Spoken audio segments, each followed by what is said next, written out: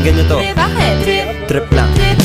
Halika na tara, madali lang talaga. Pangako pagkatapos humihinga ka, padali na pare magliliwanag na. Kung di ka sasabay, maiiwanan ka. Ang isip ay wag na gawin pang dalawa, dahil isa lang ito. Ang gusto lang naman ito ay maging masaya. Para di ka mabato ay iwasan mo kung pananatili sa isang lugar. Ibig ko sabihin ay huwag ka papasakop sa takot, wag ka papasakop. Kapag nangate, di ka dito isipin mo. Hinipan sa lahat ng karanasan mo dito sa mundo. Bilang tao, gano'n pa rin hindi nagbago. Pinakamasaya yung